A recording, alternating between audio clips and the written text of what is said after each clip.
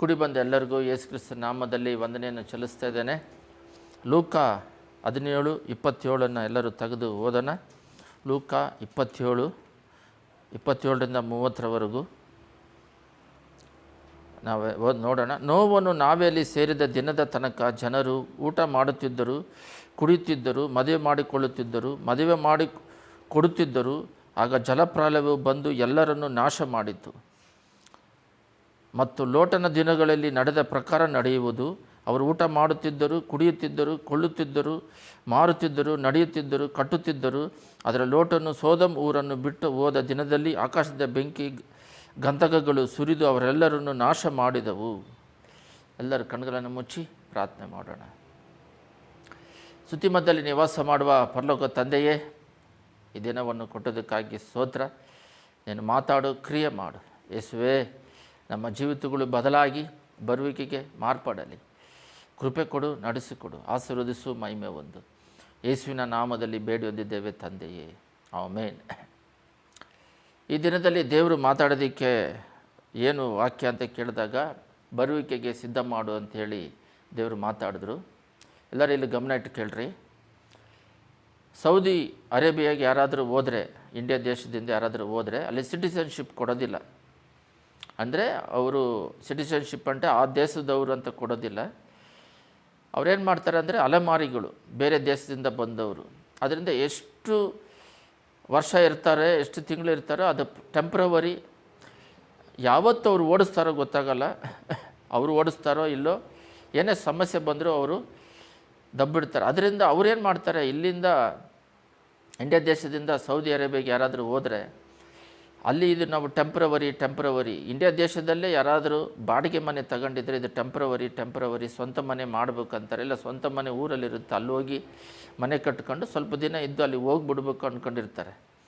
ಆ ರೀತಿ ಸೌದಿ ಅರೇಬಿಯಾದಲ್ಲಿ ಸಿಟಿಸನ್ಶಿಪ್ ಕೊಡದೇ ಇರೋದರಿಂದ ಅವ್ರೇನು ಮಾಡ್ತಾರೆ ಅಂತ ಹೇಳಿದ್ರೆ, ಸರಿ ಅವರು ಎಲ್ಲರೂ ಯಾವತ್ತೋ ಒಂದು ದಿನ ನಾವು ಈ ಊರು ಬಿಟ್ಟು ಹೋಗ್ಬೇಕಿದ್ದು ಸ್ವಂತ ಪ್ರದೇಶವಲ್ಲ ಅಂತ ಹೇಳ್ಬಿಟ್ಟು, ದೇಶವಲ್ಲ ಅಂಥೇಳಿ ಅವ್ರ ಸ್ವಂತ ಜಾಗದಲ್ಲಿ ಜಾಗ ತಗೊಳ್ಳೋದು, ಮನೆ ಮಾಡೋದು, ಮಕ್ಕಳನ್ನ ಓದಿಸೋದು, ಫ್ಯಾಮಿಲಿ ಸಮೇತ ಅಲ್ಲಿ ಸೆಟ್ಲಾಗೋದಿಲ್ಲ. ಆ ಸೆಟ್ಲಾದ್ರೂ ಇಲ್ಲಿ ಅವ್ರ ಸ್ವಂತ ಊರಲ್ಲಿ ಎಲ್ಲವನ್ನು ಕೂಡಿಸಿಟ್ಟಿರ್ತಾರೆ. ಯಾಕಂದರೆ ಇಲ್ಲಿಂದ ಹೋಗಿರ್ತಾರೆ. ಅದೇ ರೀತಿಯಲ್ಲಿ ಪರಲೋಕ ರಾಜ್ಯದಿಂದ ನಾವು ಆ ಶ್ವಾಸ ಪ್ರಸಂಗಿಯಲ್ಲಿ ಹೇಳುತ್ತದೆ, ನಾವು ಪ್ರಾಣ ಹೋದ ಮೇಲೆ ಆ ಶ್ವಾಸ ತನ್ನ ದೇವ್ರ ಹತ್ರ ಹೋಗುತ್ತೆ ಅಂತ ಹೇಳ್ಬಿಟ್ಟು. ಆ ಶ್ವಾಸ ಶರೀರ ಮಣ್ಣಿಗೆ ಹೋಗುತ್ತೆ, ಮಣ್ಣಿಂದ ಬಂದಿರೋದು. ಆದರೆ ಆತ್ಮತ ಪರಲೋಕ ರಾಜ್ಯವ ನರಕವ ಅಂತ ಡಿಸೈಡ್ ಮಾಡ್ಕೋಬೇಕು ನಾವೇ, ನಮ್ಮ ಸ್ವಭಾವಗಳನ್ನು ನೋಡಿ. ಅದರಿಂದ ಈ ಶ್ವಾಸ ತನ್ನ ದೇವ್ರ ಹತ್ರ ಹೋಗುತ್ತೆ ಅಂತ ಹೇಳಿದಾಗೆ, ಪರಲೋಕ ರಾಜ್ಯದಿಂದ ದೇವರು ಹೆಂಗೆ ಪರಿಶುದ್ಧಾತ್ಮವಾಗಿ ಪರಲೋಕ ರಾಜ್ಯದಿಂದ ಬಂದು ಮೇರಿ ಊಂಬಲ್ಲಿ ಅದರಲ್ಲಿ ಒಂದು ಚಿಕ್ಕ ಮಗುವಾಗಿ ಅಲ್ಲಿ ಸೇರಿದ್ರು, ಅದೇ ನೆರಳಾಗಿ ಆ ಶ್ವಾಸ ಆ ಪರಿಶುದ್ಧಾತ್ಮವಾಗಿ ಶ್ವಾಸವಾಗಿ ಇದ್ದು ಈ ಲೋಕದಲ್ಲಿ 3.5 ವರ್ಷ ಇದ್ದು ಹೋದರು. ಪರಿಶುದ್ಧಾತ್ಮವಾಗಿ ಅವರ ಶರೀರ ಸಂಬಂಧದಿಂದ ಅವರು ಹುಟ್ಟಿಲ್ಲ, ಅವರು ಪರಿಶುದ್ಧಾತ್ಮದಿಂದ ಹುಟ್ಟಿದವರು. ಆ ರೀತಿಯಾಗಿ ನಾವು ಪರಲೋಕ ರಾಜ್ಯದಿಂದ ಶ್ವಾಸದಿಂದ ನಾವು ಬಂದಿದ್ದೇವೆ. ನಾವಿಲ್ಲಿ ಬಂದ ಮೇಲೆ ನಾವು ಅಲ್ಲಿಗೆ ಆಸೆ ಆಕಾಂಕ್ಷೆಗಳು ಯಾವ ರೀತಿ ಸೌದಿ ಅರೇಬಿಯಾದಿಂದ ನಾವು ಸ್ವಂತ ದೇಶದ ಮೇಲೆ ಪ್ರೀತಿ ಪ್ರೇಮ ಹೆಚ್ಚಾಗ್ತಾ ಇದೆಯೋ, ಅದೇ ರೀತಿ ನಾವು ಇಲ್ಲಿ ಇದ್ದುಕೊಂಡು ಪರಲೋಕ ರಾಜ್ಯದ ಮೇಲೆ ಆಕಾಂಕ್ಷೆಗಳನ್ನು ಕೂಡಿಡೋದು, ಅಲ್ಲಿ ಪರಲೋಕ ರಾಜ್ಯಕ್ಕೆ ಹೋಗ್ಬೇಕು ಅನ್ನೋದು, ಆಸೆ ಪಡೋದು, ಇದು ನಿರಂತರವಾಗೋದಲ್ಲ. ಇದು ಏನೇ ನೋಡಿದ್ರೂ ಕೂಡ ಇದು ನಮ್ಮದು ಶಾಶ್ವತವಾದದ್ದಲ್ಲ, ಪರ್ಮನೆಂಟ್ ಅಲ್ಲ ಅನ್ನೋದು ಮೈಂಡಲ್ಲಿ ಬರಬೇಕು. ಆದರೆ ಇವತ್ತು ವಾಕ್ಯದಲ್ಲಿ ಓದಿದಾಗ ಲೂಕ 17:27 ನಾವು ಓದಿದಾಗ ನೋಡ್ರಿ, ನೋನು ನಾವೆಯಲ್ಲಿ ಸೇರಿದ ದಿನದ ತನಕ ಜನರು ಊಟ ಮಾಡುತ್ತಿದ್ದರು. ಊಟ ಮಾಡೋದು ತಪ್ಪೇನಿಲ್ಲ, ಅವರು ದೇವರು ಗಂಡು ಹೆಣ್ಣನ್ನು ಸೃಷ್ಟಿ ಮಾಡಿ ಊಟ ಮಾಡೋದಕ್ಕೆ ಅವರೇ ಬಿಟ್ಟರು. ಕುಡಿಯುತ್ತಿದ್ದರು, ಕುಡಿಯೋದಂದರೆ ನೀರು ಕುಡಿತಾಯಿದ್ರು, ಇಲ್ಲ ಬೇರೆ ಮದುವೆ ಮಾಡಿಕೊಳ್ಳುತ್ತಿದ್ದರು. ಮದುವೆ ಮಾಡಿದ್ದೇ ಗಂಡು ಹೆಣ್ಣನ್ನು ಮದುವೆ ಮಾಡುತ್ತಿದ್ದರು, ಮದುವೆ ಮಾಡಿ ಕೊಡುತ್ತಿದ್ದರು. ಆಗ ಜಲಪ್ರಳಯ ಬಂದು ಎಲ್ಲವನ್ನು ನಾಶ ಮಾಡಿತ್ತು. ಇದರ ಅರ್ಥ ಏನಂದರೆ ಸ್ಪಿರಿಚುವಲ್, ಮಾಂಸಿಕ ಬೇರೆ, ಸ್ಪಿರಿಚುವಲ್ ಬೇರೆ. ನೋವನ್ನು 100 ವರ್ಷಗಳ ಕಾಲ ಆ ಬೋಟನ್ನು ಕಟ್ತಾ ಇದ್ದಾರೆ. ಅದು ಸೇವೆ ಮಾಡಿದ್ದು 1 ವರ್ಷ, 100 ವರ್ಷ ಕಟ್ತಾ ಇದ್ದಾರೆ ದೊಡ್ಡ ಬೋಟ್. ಅದನ್ನು ಇಲ್ಲಿ ದೂರದಿಂದ ನೋಡಿದಾದರೂ ಇದು ಏನಕ್ಕೆ ಕಟ್ತಾ ಇದ್ದಾರೆ ಅಂತ, ಜಲಪ್ರಳಯ ಬಂದು ನಾಶವಾಗ್ತಿದೆ ಅಂತ ಹೇಳಿದಾಗ ಎಲ್ಲ ಮೃಗಗಳೆಲ್ಲ ಹೋಗ್ತಾ ಇದ್ದಾವೆ, ಎಲ್ಲೆಲ್ಲಿದ್ದ ಬಂದು ಮೃಗಗಳು ಜೋಡಾಗಿ. ಆವಾಗಲಾದರೂ ಇವರು ಹೋಗಿ ಅದರಲ್ಲಿ ಸೇರ್ಕೋಬೇಕಾಗಿತ್ತು. ಇವರ ಸ್ವಭಾವ ಏನಾಗಿತ್ತು ಅಂತ ಹೇಳಿದ್ರೆ, ಇವರ ಲೋಕದ ವ್ಯವಹಾರದಲ್ಲಿ ಅದು ದೇವರೇ ಕೊಟ್ಟಿದ್ದು. ಊಟ ಮಾಡಿದ್ರು, ಮದುವೆ ಮಾಡ್ಕೊಂಡು ಇದರಲ್ಲಿದ್ದಾರೆ ಹೊರತು ಅಲ್ಲಿಂದ ಇಲ್ಲಿ ಬಂದಿದ್ದ ತಕ್ಷಣ ಇಲ್ಲಿ ಕೂಡಿಸಿಡೋದಕ್ಕೆ, ಇಲ್ಲಿ ತಿನ್ನೋದಕ್ಕೆ, ಇಲ್ಲಿ ಮದುವೆ ಮಾಡ್ಕೊಳ್ಳಿ ಇದರಲ್ಲಿದ್ದಾರೆ ಹೊರತು ನಾವು ಮತ್ತೆ ಎಲ್ಲಿಂದ ಬಂದ್ವಿ, ಎಲ್ಲಿ ಹೋಗ್ತಾ ಇದ್ದೀವಿ ಆ ದೇವರ ಧ್ಯಾನ ಮಾಡೋದನ್ನು ಮರೆತರು. ಅದಕ್ಕೆ ಆದಿಕಾಂಡದಲ್ಲಿ 6:2 ಒಂದು ಸ್ಪಷ್ಟವಾದ ಮಾತಿದೆ, ನನಗೆ ಭಾಳ ಇಷ್ಟವಾದದ್ದು ಮಾತು. 6:3 ನನ್ನ ಆತ್ಮ ಮನುಷ್ಯರಲ್ಲಿ ಶಾಶ್ವತವಾಗಿರುವುದಿಲ್ಲ. ಇದಕ್ಕೋಸ್ಕರನೇ ತಿನ್ನೋದು, ಕುಡಿಯೋದು, ಮದುವೆ ಮಾಡ್ಕೊಂಡು ತಪ್ಪಂತ ಹೇಳ್ತಿಲ್ಲ. ನನ್ನ ಆತ್ಮ ಅವರ ಆತ್ಮದಲ್ಲಿ ಬೆರೆತಿಲ್ಲ. ಇಲ್ಲಿದೆ ನೋಡ್ರಿ, ನನ್ನ ಆತ್ಮ ಮನುಷ್ಯರಲ್ಲಿ ಶಾಶ್ವತವಾಗಿರುವುದಿಲ್ಲ, ಅವರು ಭ್ರಷ್ಟರಾದಿದ್ದರು, ವ್ಯರ್ಥರೇ. ಮತ್ತು 5ನೇದು, ಮನುಷ್ಯರ ಕೆಟ್ಟತನ ಭೂಮಿ ಮೇಲೆ ಹೆಚ್ಚಾದ್ರಿಂದ ಅವರ ಹೃದಯದಲ್ಲಿ ಯೋಚಿಸುವುದೆಲ್ಲವೂ ಯಾವಾಗಲೂ ಬರೀ ಕೆಟ್ಟದಾಗಿರೋದನ್ನು ಯೆಹೋವನು ನೋಡಿ ತನ್ನ ಭೂಮಿಯ ಮೇಲೆ ಮನುಷ್ಯರು ಉಂಟು ಮಾಡೋದಕ್ಕೆ ಪಶ್ಚಾತ್ತಾಪ ಪಟ್ಟನು, ತನ್ನ ಹೃದಯದಲ್ಲಿ ನೊಂದುಕೊಂಡನು. ಯಾಕೆ ಇದೆಲ್ಲ ಅವ್ರು ನೊಂದ್ಕೊಳ್ತಾರೆ? ಏನಂದರೆ ದೇವರು ಮನುಷ್ಯರ ಜೊತೆ ಐಕ್ಯತೆ ಇಟ್ಕೋಬೇಕು ಅಂತ ಈ ಲೋಕದಲ್ಲಿ ಇಷ್ಟಪಡ್ತಾರೆ. ಈ ರೀತಿ ಐಕ್ಯತೆ ಇದ್ದಾಗ ನಮ್ಮ ಪ್ರಾಣ ಹೋದಾಗ ಅದೇ ಆತ್ಮವನ್ನು ತಗೊಂಡು ಪರಲೋಕ ರಾಜ್ಯಕ್ಕೆ ಹೋಗ್ತಾರೆ. ಆದರೆ ಈಗಿನ ಜನಗಳು ಲೋಕದಲ್ಲಿ ಸ್ವಲ್ಪ ದಿನ ಕೊಟ್ಟಿದ್ದ ತಕ್ಷಣ ಇದನ್ನು ಹಿಡ್ಕೊಂಡು ಇದು ವಿಸಿಬಲ್ ಅಂದರೆ ನೋಡಿರೋದು, ಅದು ಇನ್ವಿಸಿಬಲ್, ಕಾಣದಿರೋದುಗಳನ್ನು ನಂಬುವನೇ ಭಾಗ್ಯವಂತನಂತ ಬೈಬಲ್ ಹೇಳುತ್ತೆ. ಆ ರೀತಿ ದೇವರು ಹೆಂಗಿಂದ ಬಂದ್ವಿ, ಏನು ಬಂದ್ವಿ ಅದನ್ನೆಲ್ಲ ಧ್ಯಾನಿಸಬೇಕು. ಸ್ಪಿರಿಚುವಲ್ ಮೇಲೆ ನಾವು ಪ್ರಾಮುಖ್ಯತೆ ಕೊಡಬೇಕಂತ ದೇವರು ಇಷ್ಟಪಡ್ತಾ ಇದ್ದಾರೆ. ಈ ಲೋಕ ಕೊಟ್ಟಿದ್ದ ತಕ್ಷಣ ಅವರು ಅದು ಸೃಷ್ಟಿ ಮಾಡಿದ ದೇವರನ್ನು ಮರೆತು ಅವ್ರನ್ನ ಸ್ತುತಿ ಮಾಡೋದು, ಅವ್ರನ್ನ ಆರಾಧನೆ ಮಾಡೋದು, ಇದನ್ನೆಲ್ಲ ಬಿಟ್ಟು ಇದು ಲೋಕದ ತಪ್ಪಂತ ಹೇಳ್ತಾ ಇಲ್ಲ, ಇದು 2ನೇದು. ಇದನ್ನೆಲ್ಲ ಕೊಟ್ಟಿದ್ದಕ್ಕಾಗಿ ದೇವರಿಗೆ ಸ್ತೋತ್ರ ಹೇಳಿ ಅವ್ರನ್ನ ಗಣಪಡಿಸೋದು ಬಿಟ್ಟುಬಿಟ್ಟು ಇದರಲ್ಲೇ ಇದ್ದುಬಿಟ್ಟು ಪೂರ್ತಿಯಾಗಿ ದೇವ್ರನ್ನ ಮರೆತುಬಿಟ್ರು. ಅವ್ರ ಆತ್ಮ ಶಾಶ್ವತವಾಗಿರೋದಿಲ್ಲ. ಅದೇ ಇಲ್ಲೂ ಅದು ಲೋತನ ಟೈಮಲ್ಲೇ ಹೇಳೋದು, ನೋವನ ಕಾಲದಲ್ಲಿ, ಅದು ನೋವನ ಕಾಲದಲ್ಲೇ ಬರೋದು. ನಾವು ಓದಿದ್ವಲ್ಲ ಆದಿಕಾಂಡ 6:3 ಅದೇ ನೋವನ ಕಾಲದಲ್ಲಿ ಅವನೊಬ್ಬ ನೀತಿವಂತರಿರೋದ್ರಿಂದ ಎಲ್ಲರೂ ಅವ್ರ ಆತ್ಮ ಇಳಿದವರಿಂದ ಎಲ್ಲ ಕೆಟ್ಟು ಹೋಗಿರೋದ ನುದಿಯಲ್ಲಿ ನೊಂದುಕೊಂಡ್ರು ಅಂತ ಹೇಳ್ಬಿಟ್ಟು ಆ ದೇವರು ಅನ್ನೋದು ಇದ್ದಾರೆ ಅಂತ ಹೇಳಿ ಮರೆತುಬಿಟ್ರು. ಬೆಳಗ್ಗೆ ಎದ್ದು ಅವ್ರನ್ನ ಸ್ತುತಿ ಮಾಡೋಣ, ಅವರಿಗೆ ಟ್ಯಾಂಕ್ಸ್ ಹೇಳೋಣ, ಕೃತಜ್ಞತೆ ಹೇಳೋಣ, ವಿಶ್ವಾಸದಲ್ಲಿ ಬದುಕೋಣ, ಅವ್ರ ಚಿತ್ತ ಮಾಡೋಣ, ಪರಿಶುದ್ಧವಾಗಿ ಜೀವಿಸೋಣ, ದೇವರ ಐಕ್ಯತೆಯಲ್ಲಿ ಪರಿಶುದ್ಧಾತ್ಮ ನಾವೇ ಆಲಯವಾಗಿದ್ದೀವಿ, ನಮ್ಮ ಜೊತೆ ದೇವರು ವಾಸ ಮಾಡಬೇಕು, ಅವ್ರ ಐಕ್ಯತೆಯನ್ನು ಸಮಾಧಾನವನ್ನು ಕೆಡಿಸ್ಕೋಬಾರ್ದು, ದೇವ್ರ ಜೊತೆಯಲ್ಲಿ ನಿವಾಸ ಮಾಡಬೇಕು, ನಾವು ಈ ಲೋಕವನ್ನು ಬಿಟ್ಟು ಹೋಗಬೇಕು, ನಾವು ಸೌದಿ ಅರೇಬಿಯಾದಲ್ಲಿ ಇದ್ದೀವಿ ಅಂತ ಒಂದು ಭಾವನೆ ಅಂದ್ಕೊಂಡ್ರೆ ನಾವು ಹೇಗಿದ್ದರೂ ಸ್ವಂತ ದೇಶಕ್ಕೆ ಹೋಗಬೇಕು, ನಾವು ಪರಲೋಕ ರಾಜ್ಯಕ್ಕೆ ಹೋಗಬೇಕು. ಹುಟ್ಟಿದಾಗಲೇ ಮರಣ ಅನ್ನೋದಿದೆ, ನಮ್ಮ ಮರಣ ಹೊಂದಿದ್ರೆ ನರಕಕ್ಕೆ ಹೋಗಬಾರ್ದು, ಪರಲೋಕ ರಾಜ್ಯಕ್ಕೆ ಹೋಗಬೇಕು. ಪರಲೋಕ ರಾಜ್ಯಕ್ಕೆ ಹೋಗ್ಬೇಕಂದ್ರೆ ದೇವರ ಪ್ರಾರ್ಥನೆ, ವಾಕ್ಯ, ದೇವರ ಮಕ್ಕಳ ಜೊತೆ ಐಕ್ಯತೆ, ದೇವರಲ್ಲಿ ಐಕ್ಯತೆ, ಇದನ್ನೆಲ್ಲ ಬಿಟ್ಟುಬಿಟ್ಟು ಬರೀ ಇದರಲ್ಲಿ ಮುಳುಗೋಗ್ಬಿಟ್ರು. ಯಾವುದರಲ್ಲಿ? ಲೋಕದ ವ್ಯವಹಾರಗಳಲ್ಲಿ ಆ ದರ್ಶನವನ್ನು ಮರೆತು ಹೋದರು. ನಾವು ಈ ಭೂಲೋಕವನ್ನು ಬಿಟ್ಟು ಹೋದಾಗ ಎಲ್ಲಿ ಹೋಗಬೇಕು, ಆ ಪರಲೋಕ ರಾಜ್ಯಕ್ಕೆ ಹೋಗ್ಬೇಕು ಅನ್ನೋ ದರ್ಶನವನ್ನು ಬಿಟ್ಟರು. ಒಂದು ಸಲ ಒಂದು ಸಾಕ್ಷಿ ಬುಕ್ ಓದಿದೆ, ಕಾಬು ಅಂತ ಹೇಳ್ಬಿಟ್ಟು. ಆ ಕಾಬು ಬಂದು ಆಫ್ರಿಕಾ ದೇಶದಿಂದ ಅಮೇರಿಕಕ್ಕೆ ಹೆಂಗೋ ಪರಿಶುದ್ಧಾತ್ಮ ಬಗ್ಗೆ ತಿಳ್ಕೊಳ್ಳೋಕ್ಕೆ ಅಂತ ಹೇಳ್ಬಿಟ್ಟು ಸಾಮ್ಯಲ್ ಮೋರಿಸನ್ನು ಹುಡ್ಕೊಂಡು ಹೋಗ್ತಾರೆ ಬೋಟಲ್ಲಿ. ಅಲ್ಲಿ ಹೋಗಿ ಸೇರಿದ ಮೇಲೆ ಒಬ್ಬರು ಸೇವಕರು ಒಂದು ಮೀಟಿಂಗ್ ಕರ್ಕೊಂಡು ಹೋಗೋದಕ್ಕೆ, ಆವಾಗ ಹಾರ್ಸ್ ರೈಡಿಂಗ್, ಆವಾಗ ಆ ಕಾಲದ್ದು 18ನೇ ಶತಮಾನದಲ್ಲಿ, 17ನೇ ಶತಮಾನದಲ್ಲಿ ಆವಾಗ ಅವ್ರು ಹಾರ್ಸ್ ರೈಡಿಂಗ್ ಮಾಡ್ತಾ ಇರ್ಬೇಕಾದ್ರೆ ಅಲ್ಲಿ ಅವರು ಹೇಳ್ತಾ ಇದ್ದಾರಂತ, ನೋಡಿ ಬಿಲ್ಡಿಂಗ್ ಹೆಂಗಿದೆ. ಅವರು ಬಂದಿದ್ದು ಕಾಡಿಂದ ಬಂದಿರೋದು, ಆ ಬಿಲ್ಡಿಂಗ್ಗಳೆಲ್ಲ ಅದ್ಭುತವಾಗಿದ್ದಾವೆ. ಅವ್ರು ಕಾಡಿಂದ ಬಂದಿರೋದ್ರಿಂದ ಅವರು ಕೋತಿಗಳನ್ನು ತಿನ್ನುವರು, ಮನುಷ್ಯರನ್ನು ಕೊಂದು ತಿನ್ನುವಂಥವ್ರು, ಕಾಬು ಅಂತ ಅವರೊಂದು ಕಾಡಿನ ಮನುಷ್ಯರು ಅವರು. ಆದರೆ ದೇವರವ್ರನ್ನ ಸಾಮ್ಯಲ್ ಮೋರಿಸ್ ಅಂತ ಬುಕ್ ಓದಿದ್ರೆ ಗೊತ್ತಾಗುತ್ತೆ ನಿಮಗೆ. ಅದರಿಂದ ದೇವರು ಯಾವ ರೀತಿಯೋ ಅವರ ವಿರೋಧಿಗಳಿಂದ ಬಿಡುಗಡೆ ಮಾಡಿ ಅವ್ರನ್ನ ಕಾಪಾಡಿ ಅಮೇರಿಕೆಗೆ ಬರುವಂತೆ ಬೋಟಲ್ಲಿ ಬರೆಸಿದ್ದಾರೆ. ಆದರೆ ನಮಗೆ ಬೇಕಾಗಿರುವ ವಾಕ್ಯವನ್ನು ತಗೊಳ್ಳೋಣ. ಅದರಲ್ಲಿ ಬಂದಾಗ ಅವರು ಆ ವಿಲೇಜಿಂದ ಬಂದಾಗ ಅವರು ಬಿಲ್ಡಿಂಗ್ಗಳನ್ನ ನೋಡಬೇಕಾಗಿತ್ತು.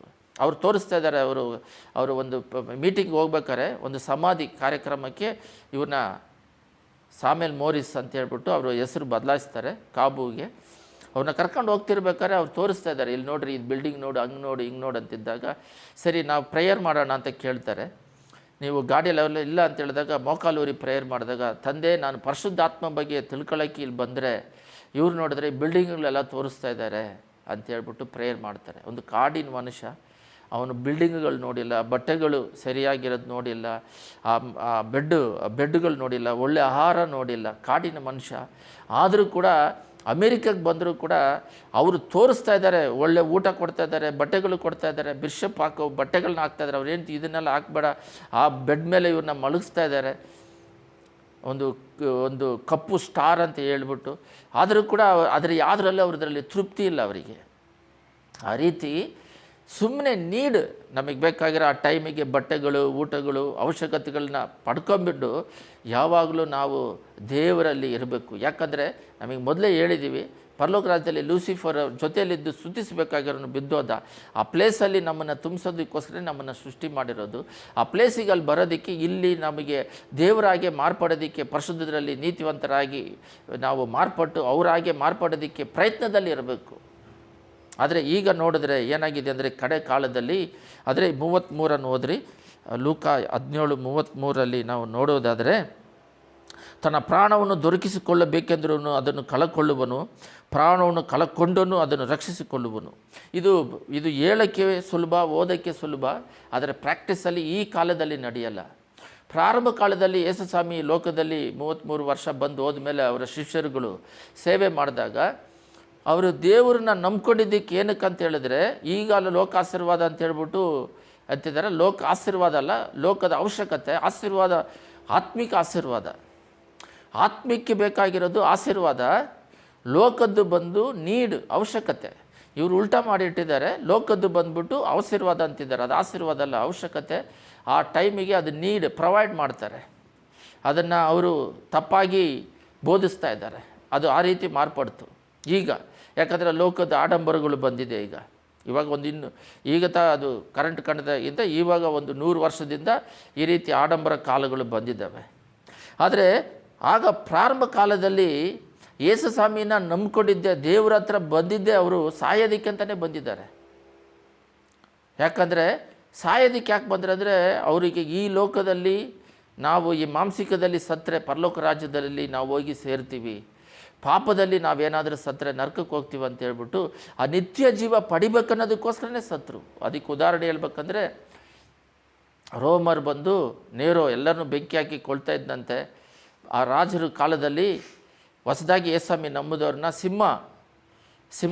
ಸಿಂಹನ ಹಾಕ್ಬಿಟ್ಟು ಒಂದು ಗ್ರೌಂಡಲ್ಲಿ, ದೊಡ್ಡ ಪ್ಲೇ ಗ್ರೌಂಡಲ್ಲಿ ಎಲ್ಲ ಜನಗಳನ್ನ ಕುಂದಿರಿಸ್ಬಿಟ್ಟು ಲೈನಾಗಿ ಜನಗಳನ್ನ ದಬ್ತಾ ಇದ್ರಂತೆ.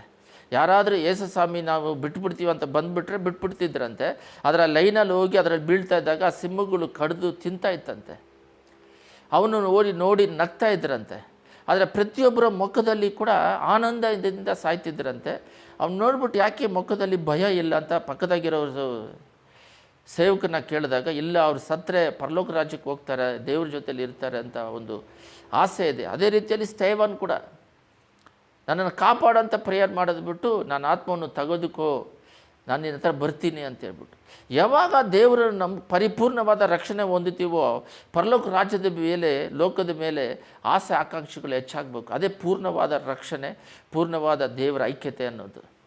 ಇಲ್ಲಿ ನಾವು ನೋಡುವುದಾದರೆ ನೋಡ್ರಿ, ತನ್ನ ಪ್ರಾಣವನ್ನು ದೊರಕಿಸಿಕೊಳ್ಳಬೇಕೆಂದಿರುವನು. ಯಾರಾದರೂ ಒಬ್ಬರು ಇಲ್ಲ ನಾನು ದೇವ್ರನ್ನ ತಿರಸ್ಕರಿಸ್ತೀನಿ ಅಂತ ಹೇಳ್ಬಿಟ್ಟು ಹಿಂತಿರುಗಿ ಬಂದರೆ, ದೇವ್ರು ಬಿಟ್ಬಿಟ್ಟು ಹೆಂಗಿದ್ರೂ ಸಾಯಬೇಕು. ಒಂದು 10 ವರ್ಷನೋ 15 ವರ್ಷ ಭೂಲೋಕದಲ್ಲಿ ಬದುಕಿ ಮತ್ತೆ ಸಾಯಬೇಕು. ಆ ಟೈಮಲ್ಲಿ ಭೂಲೋಕದ ಆಸೆ ಪಾಸ್ಗಳಲ್ಲಿ ಬದುಕಿ ಸತ್ತರೆ ಅವನು ನರಕಕ್ಕೆ ಹೋಗ್ತಾನೆ. ದೇವರ ನಿಮಿತ್ತವಾಗಿ ಏನಾದರೂ ಹಿಂಸೆಗಳು, ಟ್ರಿಬ್ಯುಲೇಷನ್ ಅಂತ ಹೇಳ್ತೀವಿ, ದೇವರ ನಿಮಿತ್ತವಾಗಿ ಶೋಧನೆಗಳಿಂದ ಅವರು ಮರಣಕ್ಕೆ ನಮ್ಮನ್ನು ಒಪ್ಪಿಸಿದಾಗ, ರಕ್ತ ಸಾಕ್ಷಿಯಾಗಿ ಸಾಯಿಸೋದಕ್ಕೆ ಒಪ್ಪಿಸಿದಾಗ ಸಂತೋಷವಾಗಿ ಸಾಯೋದಕ್ಕೆ ರೆಡಿಯಾಗಿರಬೇಕು. ಅಂತರ ಮಟ್ಟಿಗೆ ನಾವು ಆತ್ಮಿಕದಲ್ಲಿ ಬೆಳಿಬೇಕು. ಈ ಲೋತನ ಕಾಲದಲ್ಲಿ ಏನಾಗಿದೆ ಅಂತ ಹೇಳಿದ್ರೆ, ತಿನ್ನೋದು, ಕುಡಿಯೋದು, ಈ ಲೋಕದ ವ್ಯವಹಾರಗಳಲ್ಲಿದ್ದಾರೆ ಹೊರತು ದೇವ್ರನ್ನ ಮರೆತು ಬಿಡ್ತಾರೆ. ಆ ಸಮಯದಲ್ಲಿ ದೇವ್ರನ್ನ ನೆನೆಸೋರಿಲ್ಲ. ದೇವ್ರನ್ನ ಆ ರೀತಿಯಾಗಿ ತನ್ನ ಪ್ರಾಣವನ್ನು ದೊರಕಿಸಿಕೊಳ್ಳಬೇಕಾದ್ರೆ ಅದನ್ನು ಕಳಕೊಳ್ಳುವನು. ಅಂದರೆ ಪರಲೋಕ ರಾಜ್ಯ ಸಿಗೋದಿಲ್ಲ, ನರಕಕ್ಕೆ ಹೋಗ್ತಾನೆ. ಇಲ್ಲಿ ನೋಡ್ರಿ, ಅದನ್ನು ಕಳಕೊಳ್ಳುವನು, ಪ್ರಾಣವನ್ನು ಕಳಕೊಂಡವನು ಅದನ್ನು ರಕ್ಷಿಸಿಕೊಳ್ಳುವನು. ಪ್ರಾಣವನ್ನು ಕಳ್ಕೊಂಡು ದೇವರ ನಿಮಿತ್ತವಾಗಿ ಪ್ರಾಣವನ್ನು ಕಳ್ಕೊಂಡ್ರೆ ಅದನ್ನು ರಕ್ಷಿಸಿಕೊಳ್ಳುವನು, ಆತ್ಮವನ್ನು ಪರಲೋಕ ರಾಜ್ಯದಲ್ಲಿ ದೇವರು ರಕ್ಷಿಸುತ್ತಾರೆ. ಮತ್ತೆ 24:30 ನಾವೆಲ್ಲರೂ ತೆಗೆದು ಓದೋಣ. 2 ಭಾಗವಾಗಿದೆ. ನಾವು ಕ್ರೈಸ್ತರಲ್ಲಿ ದೇವ್ರು ನಂಬ್ಕೊಂಡಿರ್ತಾರೆ, ಆದರೆ ಅವ್ರು ನಂಬ್ಕೊಂಡಿದ್ರು ಅವರ ಸ್ವಭಾವಗಳು ಯಾವ ರೀತಿ ಇದೆ ಅಂತ ಹೇಳಿದ್ರೆ, ಎಲ್ಲರೂ ಗಮನ ಇಟ್ಟು ಕೇಳ್ರಿ. 2 ಥರವಾದ ಸ್ವಭಾವಗಳಿದ್ದಾವೆ. ಒಂದು, ಕ್ರಿಶ್ಚಿಯನ್ ಆಗಿ ಲೋಕದಲ್ಲಿರುವ ಎಲ್ಲ ಆಶೀರ್ವಾದವನ್ನು ಪಡ್ಕೊಂಡು ಮನೆ ಸೌಕರ್ಯ ಆಶೀರ್ವಾದಗಳು, ಬಟ್ಟೆ ಸೌಕರ್ಯಗಳು, ಈ ಶರೀರ ಅಲಂಕಾರಗಳು, ಊಟದಗಳು, ಎಲ್ಲ ವಿಧವಾದ ಸೌಕರ್ಯಗಳನ್ನು, ಲಕ್ಸುರಿಯಾದ ಜೀವನವನ್ನು ಜೀವಿಸಬೇಕಂತೇಳಿ ದೇವ್ರು ನಂಬಿಕೊಂಡು ಅದರಲ್ಲೇ ಬೇಡಿಕೊಂಡು ಅದಕ್ಕೋಸ್ಕರನೇ ದೇವರು ಹೇಳೋದು ಲೋಕದಲ್ಲಿ ತಿನ್ನೋದು, ಕುಡಿಯೋದು, ಮದುವೆ ಅಂದರೆ ಅದೆಲ್ಲ ತಪ್ಪಂತ ಹೇಳ್ತಿಲ್ಲ, ಅದರ ಮೋಹದಲ್ಲೇ ಇರೋದು. ದೇವರ ಒಂದು ಪರಲೋಕ ರಾಜ್ಯದ ಒಂದು ವಿಷನ್ ಪ್ಲ್ಯಾನನ್ನು ಮರ್ತು ಬಿಡೋದು. ಆ ರೀತಿ ಈ ಕ್ರೈಸ್ತರಲ್ಲಿ 2 ಭಾಗವಾಗಿದ್ದಾರೆ. ಅದನ್ನು ನಾವು ಇವತ್ತು ಧ್ಯಾನಿಸೋಣ. ಒಬ್ಬರು ಬಂದ್ಬಿಟ್ಟು ದೇವ್ರು ನಂಬ್ಕೊಂಡಿದ್ದ ತಕ್ಷಣ, ರಕ್ಷಣೆ ಹೊಂದಿದ್ದ ತಕ್ಷಣ, ಆ ಬ್ಯಾಪ್ಟಿಸನ್ ಹೊಂದ್ಬೇಕಾದ್ರೆ ನಾನು ಲೋಕಕ್ಕೆ ಪಾಪಕ್ಕೆ ಸತ್ತೆ ದೇವರಿಗೋಸ್ಕರ ಜೀವಿಸ್ತೀನಿ, ಈ ಲೋಕದಲ್ಲಿ ಇರಬೇಕಾದ್ರೆ ದೇವರಿಗೋಸ್ಕರ, ಸತ್ತರೆ ದೇವರಿಗೋಸ್ಕರ ಪರಲೋಕ ರಾಜ್ಯ. ಪೌಲ್ ಹೇಳ್ತಾನೆ, ಅವ್ರು ಏನಂತ ಹೇಳ್ತಾರೆ ಅಂದರೆ, ಒಂದು ಮಾತು ಹೇಳ್ತಾರೆ, ಈ ಲೋಕದಲ್ಲಿ ಇರೋದೆಲ್ಲ ಡಸ್ಟ್ ಅಂತ ಹೇಳ್ತಾರೆ. ಯಾಕಂದರೆ ಆ ಪರಲೋಕ ರಾಜ್ಯದಲ್ಲಿ ಸಿಗುವ ಮಹಿಮೆ ಮುಂದೆ ಇದೆಲ್ಲ ಏನಿಲ್ಲ ಅಂತ ಹೇಳ್ತಾರೆ. ಯಾಕಂತ ಹೇಳಿದ್ರೆ, ನಾನು ಬದುಕಿರೋದು ದೇವರಿಗೆ, ಒಂದು ಸಮಯ ಸತ್ತರೆ ನನಗೆ ಲಾಭ ಅಂತಲೂ ಹೇಳ್ತಾರೆ. ಸತ್ತರೆ ಹೆಂಗೆ ಲಾಭ ಅಂದರೆ, ಬದುಕಿದ್ಬೇಕಾದ್ರೆ ದೇವರ ಚಿತ್ತವನ್ನು ಮಾಡ್ತೀನಿ, ಸತ್ತರೆ ನನ್ನ ಆತ್ಮ ದೇವ್ರ ಹತ್ರ ಇರುತ್ತೆ, ಸತ್ತರೆನೇ ಲಾಭ ಅಂತ ಹೇಳ್ತಾರೆ. ಅವರೆಲ್ಲ ಮರಣವನ್ನು ಲಾಭ ಅಂದ್ಕೊಂಡು ಮರಣಕ್ಕಾಗಿ, ಮರಣ ಅಂದರೆ ನಾವು ಆತ್ಮಹತ್ಯೆ ಮಾಡಿಕೊಳ್ಬಾರ್ದು, ಅದು ಪಾಪ, ಕೊರಿತದಲ್ಲಿದೆ. ಅದು ನಮಗೆ ಬಾಡಿಗೆ ಕೊಟ್ಟಿದ್ದಾರೆ. ಇವಾಗ ಹೇಳ್ದಂಗೆ ನಮ್ಮ ಮನೆ ಒಂದು ಬಾಡಿಗೆ ಮನೆಯಲ್ಲಿ ದೇವರು ಆತ್ಮ ಕೊಟ್ಟಿದ್ದಾರೆ. ದೇವರಾಗಿ ರಕ್ತ ಸಾಕ್ಷಿಯಾಗಿ ತಗೊಳ್ಳೋದಾಗಲಿ, ಮರಣ ಬಂದಾಗ ಆಸೆಯಿಂದ ಅದನ್ನು ಎದುರು ನೋಡುವಂಥದ್ದಾಗಿದೆ. ಇವಾಗ ಅದು ಮರಣ ಅಂತ ಹೇಳಿದ ತಕ್ಷಣ, ಇಲ್ಲ ನಾನು ಇನ್ನೂ ಸ್ವಲ್ಪ ಬದುಕಬೇಕು, ಇನ್ನೂ ಜೀವಿಸಬೇಕು, ದೇವರೇ ನಿನ್ನ ಚಿತ್ತ ಯಾವತ್ತಿದೆ ಇರೋವರೆಗೂ ನಿನ್ನ ಚಿತ್ತ ಮಾಡ್ತೀನಿ, ಆ ಸ್ವಭಾವಗಳಲ್ಲಿ ನಾವು ಬರೋದು ಬಿಟ್ಟುಬಿಟ್ಟು ಈ ಲೋಕ ಮಾಂಸಿಕವಾದ ಊಟದ್ರಲ್ಲಿ, ಅದೇ ತಿನ್ನೋದು, ಕುಡಿಯೋದು, ಇದರಲ್ಲಿ ಮದುವೆ ಮಾಡಿಕೊಂಡು ಇದರಲ್ಲಿ ಮೈ ಮರೆತು, ಈ ಲೋಕವನ್ನು ಕೊಟ್ಟಿದ ತಕ್ಷಣ ಇದನ್ನು ಹಿಡ್ಕೊಂಡು ಇದರಲ್ಲಿ ಮೈ ಮರೆತು, ಕೊಟ್ಟಿರುವ ದೇವರನ್ನು ಮರೆತು ಅವ್ರ ಐಕ್ಯತೆ ಇಲ್ಲದ ಹಾಗೆ ಜೀವಿಸ್ತಾ ಇರೋದು. ಈ ಮತ್ತೆ 24:30 ನಾವು ನೋಡುವುದಾದರೆ, ಅಲ್ಲಿ ಆಗ ಮನುಷ್ಯಕುಮಾರನು ಸೂಚಿಸುವ ಗುರುತು ಆಕಾಶದಲ್ಲಿ ಕಾಣಬರುವುದು. ಆಗ ಭೂಲೋಕದಲ್ಲಿರುವ ಎಲ್ಲ ಕುಲದವರು ಎದೆ ಬಡಿದುಕೊಳ್ಳುವರು ಮತ್ತು ಮನುಷ್ಯಕುಮಾರನು ಬಲದಿಂದ ಬಹು ಮಹಿಮೆಯಿಂದಲೂ ಆಕಾಶದ ಮೇಘಗಳ ಮೇಲೆ ಬರುವುದನ್ನು ಕಾಣುವರು. ಆತನು ತುತ್ತೂರಿಯ ಮಹಾಶಬ್ದದಿಂದ ತನ್ನ ದೂತರನ್ನು ಕಳಿಸುವನು. ಅವರು ಆತನ ಆದುಕೊಂಡವರನ್ನು ಆಕಾಶದ ಒಂದು ಕಡೆಯಿಂದ ಮತ್ತೊಂದು ಕಡೆಯವರೆಗೆ 4 ದಿಕ್ಕುಗಳಿಂದ ಒಟ್ಟುಗೂಡಿಸುವರು. ಆದುಕೊಂಡವರನ್ನು ನೋಡ್ರಿ, ಒಂದು ದಿಕ್ಕಿಂದ ಇನ್ನೊಂದು ದಿಕ್ಕಿಗೆ ಅವ್ರನ್ನ ಕೂಡಿಸ್ತಾರಂತೆ ಹೇಳ್ತಾ ಇದ್ದಾರೆ. ಎಲ್ಲರನ್ನಲ್ಲ. ಫಸ್ಟ್ ಕಮ್ಮಿಂಗ್ ನಾನು ಮೊದಲೇ ಹೇಳಿದೆ, ಅದು ಲೋಕಕ್ಕೆ. ಇವಾಗ ಯಾರೆಲ್ಲ ದೇವ್ರು ನಂಬಿಲ್ವೋ ಅವರೆಲ್ಲ ನಂಬಬೋದು. ಅವರು ಫಸ್ಟ್ ಕಮ್ಮಿಂಗ್ ಬಂದು ರಕ್ತ ಸುರಿಸಿ ಪ್ರಾಣ ಕೊಟ್ಟು ತ್ಯಾಗ ಮಾಡಿ ಹೋಗಿದ್ದಾರೆ. ಆ ಪ್ರಾಣ ಕೊಟ್ಟಿರೋದುವರೆಗೂ ಇವಾಗ ಯಾರಾದರೂ ರಕ್ಷಣೆ ಹೊಂದದೇ ಇದ್ದವರು ರಕ್ಷಣೆ ಹೊಂದಬಹುದು, ಸಭೆಗೆ ಬರ್ಬೋದು. ಸಭೆಗೆ ಬಂದವರಿಗೆ ಸೆಕೆಂಡ್ ಕಮ್ಮಿಂಗು, ಸಭೆಗೆ ಬಂದವರಿಗೆಲ್ಲ ಸೆಕೆಂಡ್ ಕಮ್ಮಿಂಗು.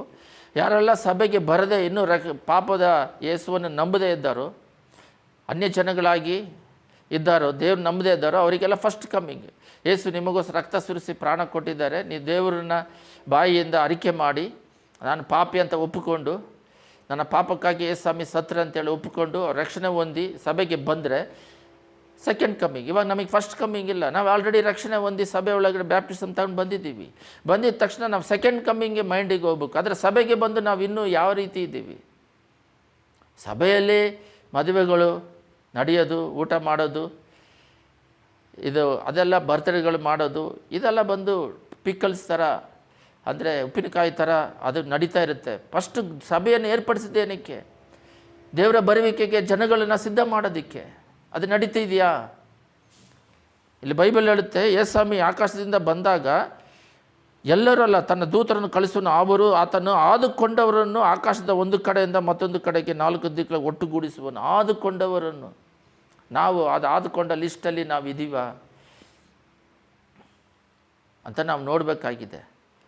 ಇಲ್ಲಿ ನಾವು ಆವಾಗಲೇ ಓದ್ದಾಗೆ ಆದಿಕಾಂಡ 6 2 ವಿಧವಾಗಿದ್ದಾರೆ. ಅದರಲ್ಲಿ ಒಂದು ವಿಧವನ್ನು ನಾವು ನೋಡೋಣ. ಇವರು ಸೇರದೇ ಇರೋರು. ಆದಿಕಾಂಡ 6:9 ನೋವನ ಚರಿತ್ರೆ. ಈ ನೋವನು ನೀತಿವಂತನು, ತನ್ನ ಕಾಲದಲ್ಲಿ ತಪ್ಪಿಲ್ಲದವನು ಆಗಿದ್ದನು, ಅವನ ದೇವರೊಂದಿಗೆ ಅನ್ಯೋನ್ಯವಾಗಿ ನಡೆದುಕೊಂಡನು. ಇದು ಒಂದು ಪಾರ್ಟ್. ಏನಂತ ಹೇಳಿದ್ರೆ, ನೋವನು ಬಂದು ನೀತಿವಂತನಾಗಿದ್ದು ದೇವರು ಆದುಕೊಂಡನು. ಆ ಪಾರ್ಟಲ್ಲಿ ನಾವು ಇರಬೇಕು. ಆಕಾಶದಿಂದ ದೇವರು ಬಂದಾಗ, ಅವರು ಒಂದು ಕಡೆಯಿಂದ ಒಂದು ಕಡೆ ಕೂಡಿಸಿದಾಗ ನಾವು ಅದರಲ್ಲಿ ಸೆಲೆಕ್ಟ್ ಆಗಬೇಕು. ಲೋಕದಲ್ಲಿ ಹೇಳಿದಾಗೆ ಸೆಲೆಕ್ಟ್ ಆಗದೇ ಇರೋ ನೋವನ್ನು ಬಿಟ್ಟು ಬಿಕ್ಕಿದವರೆಲ್ಲ ತಿಂದು ಕುಡಿತಾ ಇದ್ದರು, ಅಳಿದು ಹೋದರು. ಲೋತನ್ನು ಕಾಪಾಡಲ್ಪಟ್ಟಿದ್ದ ತಕ್ಷಣ ಎಲ್ಲರೂ ಅಳಿದು ಹೋದರು.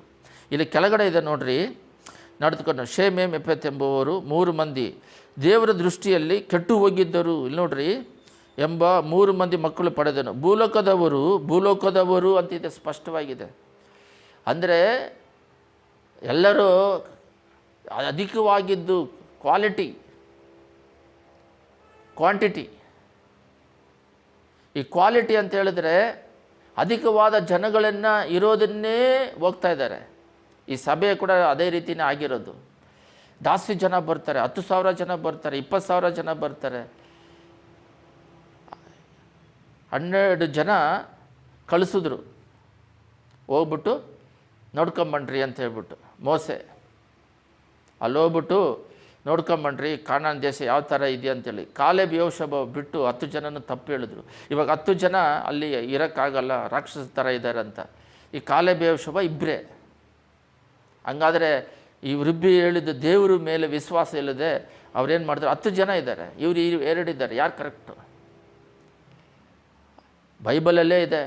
ಅಗಲವಾದ ಮಾರ್ಗದಲ್ಲಿ ಹೋಗೋರು, ವಿಶಾಲವಾದ ಮಾರ್ಗದಲ್ಲಿ ಹೋಗೋರು ಭಾಳ ಜನ, ಇಕ್ಕಟ್ಟಾದ ಮಾರ್ಗದಲ್ಲಿ ಹೋಗೋರು ಸ್ವಲ್ಪ ಜನ ಅಂತ. ಇಕ್ಕಟ್ಟಾದ ಬೈಬಲಲ್ಲೇ ಇದೆ. ಅದರಿಂದ ಈ ಕಾಲದಲ್ಲಿ ಏನಾಗಿದೆ ಅಂದರೆ, ಯಾವಾಗೆಲ್ಲ ಬರುವಿಕೆ ಬರುತ್ತೋ ಅಲ್ಲೆಲ್ಲ ಸೆಲೆಕ್ಟ್ ಆಗೋರು ಸ್ವಲ್ಪ ಜನ ಮಾತ್ರನೇ. ನೋವನ ಕುಟುಂಬ ಇಲ್ಲಿ ನೋಡ್ರಿ, ಶೇಮ್ ಎತ್ತ ಬಿಟ್ಟು ಭೂಲೋಕದವರು ದೇವರ ದೃಷ್ಟಿ ಕೆಟ್ಟು ಹೋಗಿದ್ದರು. ಇಲ್ಲೇನು ಹೇಳ್ತಿದ್ದಾರೆ? ಎಲ್ಲರೂ ಕೆಟ್ಟೋಗಿದ್ದಾರೆ. ಅವರು ವಿಶಾಲ ಮಾರ್ಗದಲ್ಲಿ ಹೋಗಿದ್ದಾರೆ. ಆ ಎಲ್ಲರೂ ಕೆಟ್ಟೋಗಿರೋ ಮಾರ್ಗದಲ್ಲಿ ಹೋಗೋದಾಗೆ ಭೂಲೋಕನೇ ಕೆಟ್ಟೋಗಿತ್ತು. ಏಸ್ವಾಮಿ ಒಬ್ಬರು ಬಂದು ಭೂಲೋಕನ ಸರಿ ಮಾಡಿದ್ರು. ಆ ಮೆಜಾರಿಟಿ ಇದೆ ಅಂತ ಹೇಳ್ಬಿಟ್ಟು ನಾವು ಯಾಮಾರಬಾರ್ದು. ಕ್ವಾಲಿಟಿಗಿನ ಕ್ವಾಂಟಿಟಿ ಇರಬೇಕು, ಸ್ಪಿರಿಚುವಲ್ ಇರಬೇಕು, ಪರಿಶುದ್ಧತೆ ಇರಬೇಕು. ಇಲ್ಲೇನಾಗಿದೆ ನೋಡ್ರಿ, ಇಲ್ಲಿ ಭೂಲೋಕದಲ್ಲಿರೋರು ಎಲ್ಲರೂ ದೇವರ ದೃಷ್ಟಿಗೆ ಕೆಟ್ಟು ಹೋಗಿದ್ದರು. ಅನ್ಯಾಯವು ಲೋಕವನ್ನು ತುಂಬಿಕೊಂಡಿತ್ತು. ದೇವರು ಲೋಕವನ್ನು ನೋಡಿದಾಗ ಅದು ಕೆಟ್ಟು ಹೋಗಿತ್ತು. ಭೂನಿವಾಸಿಗಳೆಲ್ಲರೂ ತಮ್ಮ ನಡವಳಿಕೆಯನ್ನು ಕೆಡಿಸಿಕೊಂಡಿದ್ದರು. ಜಾಸ್ತಿ ಜನ ದೇವರಿಗೂ ಭೂಲೋಕಕ್ಕೂ ಹೋಲಿಸಿದಾಗ ಈ ಸಭೆಯಲ್ಲಿ ಕೂಡ ಸೇವಕರುಗಳು, ನಾನು ವಾಕ್ಯಗಳನ್ನು ಕೇಳ್ತಿದ್ದೀನಿ, ದೊಡ್ಡ ಸೇವಕರು ಅಂತ ಹೇಳ್ತಾರೆ. ಕೋಟು ಸೂಟ್ ಹಾಕ್ಕೊಂಡಿದ್ದಾರೆ, 10,000 ಬರ್ತಾರೆ, 20,000 ಬರ್ತಾರೆ ಅಂತಾರೆ. ಅವರೆಲ್ಲ ಕೂಡ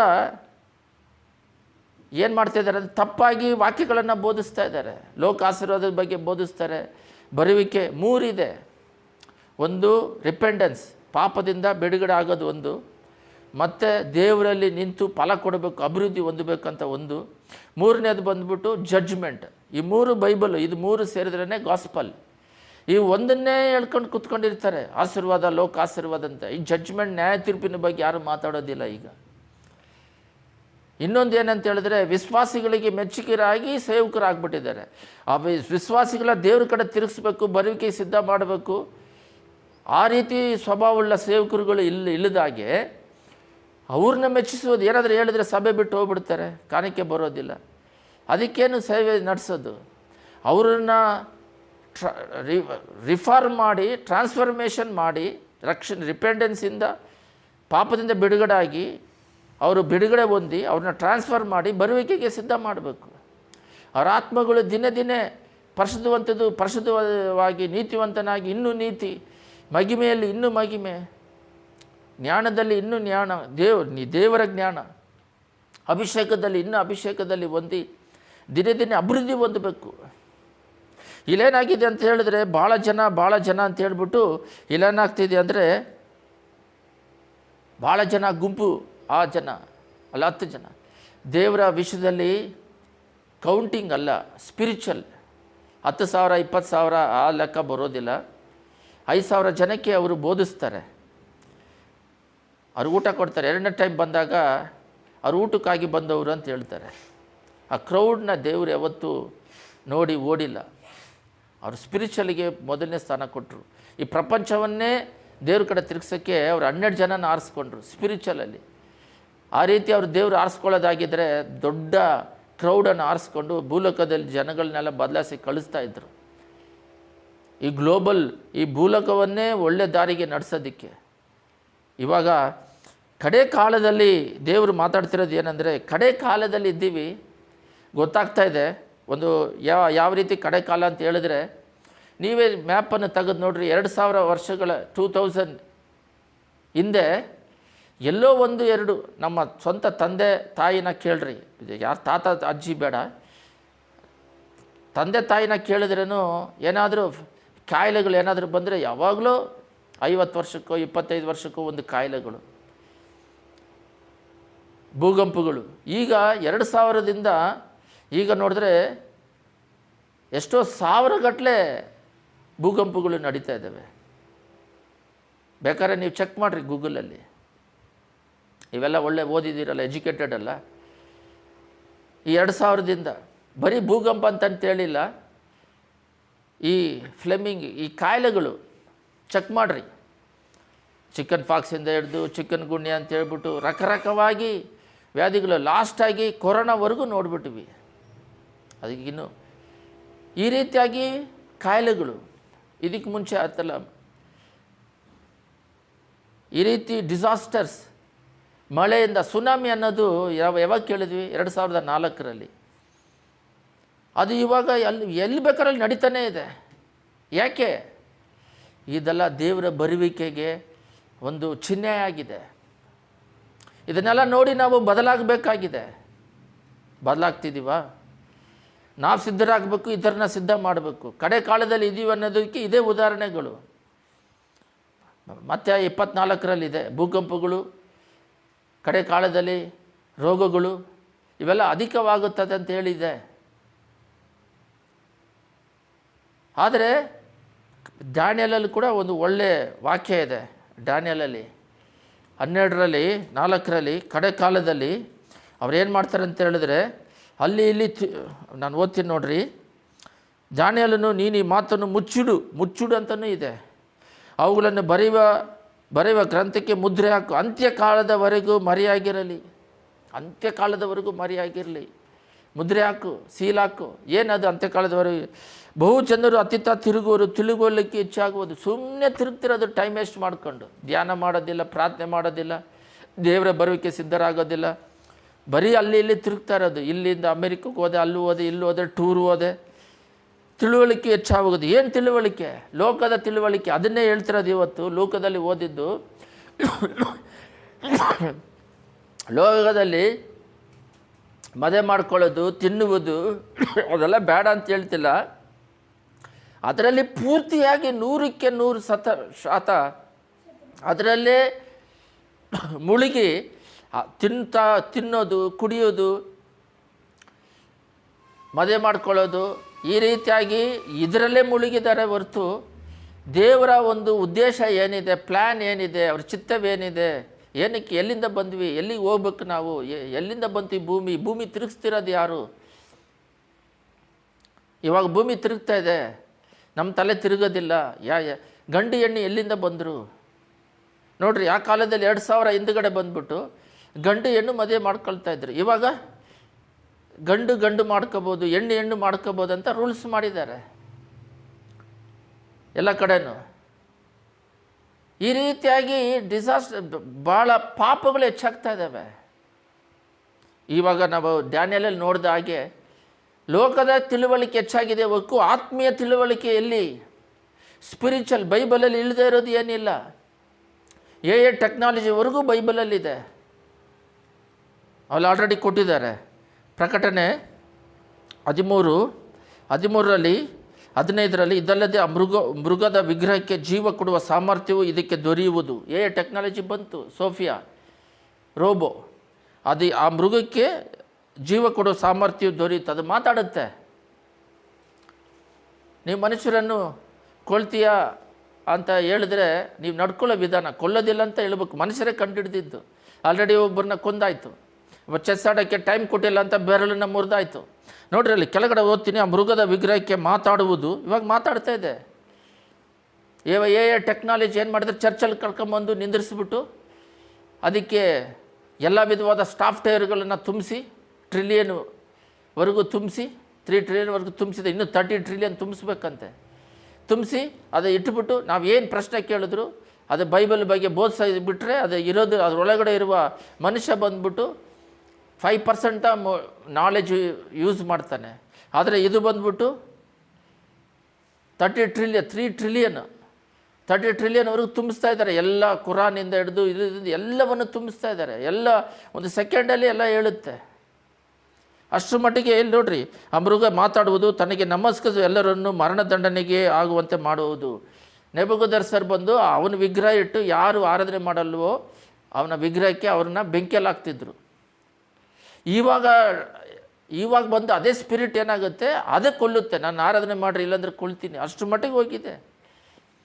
ಟೆಕ್ನಾಲಜಿ, ಆರ್ಟಿಫಿಷಿಯಲ್ ಇಂಟೆಲಿಜೆನ್ಸ್ ಏನಿಲ್ಲ ಬೈಬಲಲ್ಲಿ. ಗಾಳಿಯಿಂದ ಸಂಪಾದನೆ ಮಾಡಿ ತಿಂತೀರ ಅಂತಿದೆ. ಇವಾಗ ವೈಫೈ ಇವೆಲ್ಲ ಗಾಳಿಯಿಂದ ಸಂಪಾದನೆ ಮಾಡ್ತಿರೋದು. ಗಾಳಿ ಇಲ್ದಿದ್ರೆ ಏನಿಲ್ಲ. ಈಗ ನಾವು ಫೋನ್ ಮಾತಾಡೋದಾಗಲಿ, ಕನೆಕ್ಷನಲ್ಲಿ ರಿಮೋಟ್ ಆಗಲಿ ಎಲ್ಲ ಗಾಳಿಯಿಂದ, ಸ್ಯಾಟಲೈಟಿಂದ ಗಾಳಿಯಿಂದ ನಾವು ಇವಾಗ ಉಪಯೋಗಿಸ್ತಾ ಇದ್ದೀವಿ. ಅದು ಬೈಬಲಲ್ಲಿದೆ. ಏನಿಲ್ಲ ಬೈಬಲಲ್ಲಿ. ಚಿಪ್ಪು ನಂಬರ್ ಬಂದಿದೆ. ಇವಾಗೆಲ್ಲ ನಮ್ಮನ್ನು ನಂಬರಾಗಿ ಬದಲಾಯಿಸಿದ್ರು. ಏನು ನಂಬರು? ನಮ್ಮ ಹೆಸರು ಹೇಳಿದ್ರೂ ನಿಮ್ಮ ನಂಬರ್ ಹೇಳ್ರಿ, ನಿಮ್ಮ ನಂಬರ್ ಹೇಳ್ರಿ ಅಂತಾರೆ. ನಂಬರ್ ಹೇಳಿದ್ರೇ ಕಂಡುಹಿಡಿತಿದ್ದಾರೆ. ಈ ರೀತಿ ಇಲ್ಲಿ ಅದರಲ್ಲೇ ಕೆಳಗಡೆ 16ರಲ್ಲಿ ಎಲ್ಲ ಏನಿಲ್ಲ ಎಲ್ಲ ಬೈಬಲಲ್ಲಿದೆ. ಕಡೆ ಕಾಲದಲ್ಲಿ ಒಂದು ಪ್ಯಾಕೇಜ್ ಆಗಿ ದೇವರು ಪ್ರಾರಂಭ ಮುಡಿವರೆಗೂ ಮಾಡಿ ಕೊಟ್ಬಿಟ್ಟಿದ್ದಾರೆ. ಇವಾಗ ನಾವು ರ್ಯಾಪ್ಚರ್ ಟೈಮಲ್ಲಿ ಇದ್ದೀವಿ. ಅದಕ್ಕೆ ಇದ್ರ ಬಗ್ಗೆ ನಾವು ದೇವರ ಬರುವಿಕೆ ಬಗ್ಗೆ ಮಾತಾಡ್ತಾ ಇದ್ದೀವಿ. ಸಮಯದಲ್ಲಿ ಇದ್ದೀವಿ. ಇಸ್ರೇಲ್ ಅನ್ನೋ ದೇಶ ಇರಲಿಲ್ಲ, ಬಂತು. ಜೆರುಸಲೇಮ್ ಕ್ಯಾಪಿಟಲ್ ಸಿಟಿ ಇಲ್ಲ, ಬಂತು. ಇವಾಗ ಅಲ್ಲಿ ದೇವಸ್ಥಾನ ಒಂದು ಬಂದರೆ ಆಯಿತು. ಇವಾಗ ದೇವಸ್ಥಾನ ಅಲ್ಲಿ ಬಂದರೆ ಪ್ರಾರಂಭದಿಂದ ಆಬ್ರಾಮಿಂದ ಹಿಡಿದು ಕಡೆ ಯೇಸುಸ್ವಾಮಿ ಮರಣ ಹೊಂದವರೆಗೂ ಇಸ್ರೇಲಿಗೆ ಅವರು ಧರ್ಮಶಾಸ್ತ್ರವನ್ನು ಅಳವಡಿಕೆ ಕೊಟ್ಟಿದ್ದರು. ಇವಾಗ ನಾವು ಬಂದ್ವಿ ಡ್ಯಾನಿಯಲಲ್ಲಿ ಹೇಳಿದ ಪ್ರಕಾರವಾಗಿ. ಇವಾಗ ನಾವು ಬಂದಿದ್ದ ತಕ್ಷಣ ಈ ಚೈನು ಮತ್ತೆ ಅವರಿಗೆ ಲಿಂಕ್ ಆಗುತ್ತೆ. ಆ ದೇವಸ್ಥಾನ ಕಟ್ಟಿಯಲ್ಲಿ ಪೂಜೆ ಮಾಡಿದಾಗ ಮತ್ತೆ ಆ ಲಿಂಕ್ ಅಲ್ಲಿ ಹೋಗುತ್ತೆ. ಇವಾಗ ನಾವು ರ್ಯಾಪ್ಚರಲ್ಲಿ ಇದ್ದೀವಿ. ಎಷ್ಟು ಜನಕ್ಕೆ ಕಡೆ ಕಾಲದಲ್ಲಿ ಇದ್ದೀವಿ ಅಂತ ಗೊತ್ತು. ಅದಕ್ಕೆ ಈ ಸೈನಲ್ಲ. ಇವಾಗ ಒಂದು ಉದಾಹರಣೆಗೆ ಎಲ್ಲ ನಾವು ಮೀಟಿಂಗ್ ಹೋಗ್ತಿದ್ವಿ, ಎಲ್ಲೋ ಫಂಕ್ಷನಿಗೆ ಹೋಗ್ತೀವಿ. ಹೋಗಿದ ತಕ್ಷಣ ಬಂದುಬಿಡ್ತೀವಿ ಅಂದಿದ್ದ ತಕ್ಷಣ ನಾವು ಅಡುಗೆ ಮಾಡಿಟ್ಟು ಹೋಗೋದಿಲ್ಲ. ನಾವು ಬರೋಕ್ಕೆ ಲೇಟ್ ಆಗುತ್ತೆ ಅಂದಿದ್ದ ತಕ್ಷಣ ನಾವೇನು ಮಾಡ್ತೀವಿ, ಅಡುಗೆ ಮಾಡಿಟ್ಬಿಟ್ಟು ಲೇಟ್ ಆಗುತ್ತೆ ಅಲ್ಲಿಂದ ಹೋಗೋದಂದರೆ ಬಂದಿದ್ದ ತಕ್ಷಣ ಅಡುಗೆ ಮಾಡೋಕ್ಕಾಗಲ್ಲ ಅಂತ ಬರ್ತೀವಿ. ಅದಕ್ಕೆ ಆ ಅಡುಗೆ ಲೇಟ್ ಆಗೋದಕ್ಕೇನೆ, ಅದಕ್ಕೆ ಲೇಟಾಗಿ ದೇವರು ಹೋದಾಗ ಲೇಟ್ ಆಗುತ್ತೆ ಅಂತ ಗೊತ್ತಿದ್ದೇನೆ ಸೈನ್ ಇಟ್ಕೊಟ್ಟಿದ್ದಾರೆ. ಈ ಏನೇನು ನಾನು ಬರಬೇಕಾದ್ರೆ ಏನೇನು ನಡೀತವೆ ಸಂಭವಿಸದಂತ ಇದು ಸೈನ್ ಎಲ್ಲ ಕೊಟ್ಟಿದ್ದಾರೆ. ರೋಮರ್ 8:5 ಎಲ್ಲರೂ ತೆಗೆದು ಓದೋಣ ನೋಡ್ರಿ. ಅದಕ್ಕೆ ಸಂಬಂಧಪಟ್ಟವುಗಳ ಮೇಲೆ ಮನಸ್ಸಿಡುತ್ತಾರೆ. ಪವಿತ್ರಾತ್ಮಗಳನ್ನು ಅನುಸರಿಸುವವರು ಪವಿತ್ರಾತ್ಮನಿಗೆ ಸಂಬಂಧಪಟ್ಟಗಳ ಮೇಲೆ ಮನಸ್ಸಿಡುತ್ತಾರೆ.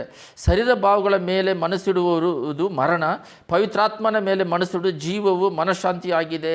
ಇದನ್ನೇ ನಾನು ಲೋಕದಲ್ಲಿ ಓದಿದ್ದು. ಇವಾಗ ಎಲ್ಲರೂ ಏನು ಕೇಳ್ತಾರೆ, ಮದುವೆ ಮಾಡ್ಕೊಳ್ಳೋದು ತಪ್ಪ, ತಿನ್ನುವುದು ತಪ್ಪ. ಇದೇನಿದು ಮದುವೆ ಮಾಡ್ಕೊಳ್ಳೋದು ತಪ್ಪಂದೆ? ದೇವ್ರು ತಾನೇ ಸೃಷ್ಟಿ ಮಾಡಿದ್ದು. ಮದುವೆ ಮಾಡ್ಕೊಳ್ಳೋದು ತಪ್ಪ ಅಂತ ಅದು ತಪ್ಪಲ್ಲ. ಇಲ್ಲಿದೆ ನೋಡ್ರಿ, ಅದಕ್ಕೆ ಆನ್ಸರ್ ಇಲ್ಲಿದೆ ನೋಡ್ರಿ. ಪವಿತ್ರಾತ್ಮನಿಗೆ ಸಂಬಂಧಪಟ್ಟ ಮೇಲೆ ಮನಸ್ಸಿಡುತ್ತಾರೆ. ಮನುಷ್ಯರೇ ಮದುವೆನೂ ನಡೀತೈತೆ, ಊಟನೂ ಮಾಡ್ತೀವಿ, ಮದುವೆ ಮಾಡ್ಕೊಳ್ಳೋದು, ಹೆಣ್ಣು ಕೊಡೋದು, ಹೆಣ್ಣು ತಗೊಳ್ಳೋದು ಇವೆಲ್ಲ ನಡೀತಾ ಇರುತ್ತವೆ.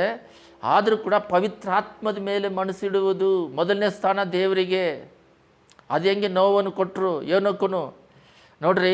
ರ್ಯಾಪ್ಚರ್ ಇಲ್ಲ ಅಂತಾರೆ. ಅದಕ್ಕೆ ಉದಾಹರಣೆಗೆ ಯೋನೋಕನು ಇಲ್ಲಿ ನೋಡ್ರಿ, ಯೋನೋಕನು ತೆಗೆಯಲ್ಪಟ್ಟರು ಪ್ರಾರಂಭದಲ್ಲಿ, ಆದಿಕಾಂಡದಲ್ಲಿ. ಅದು ಅವರಿಗೆ ಆಶೀರ್ವಾದ. ಯಾರಿಗೆ ಆಶೀರ್ವಾದ? ಯೋನೋಕನು 5:21 ಏನಕ್ಕೂ 65 ವರ್ಷದವನಾಗಿ ಮೆತುಸೆಲನ ಪಡೆದನು.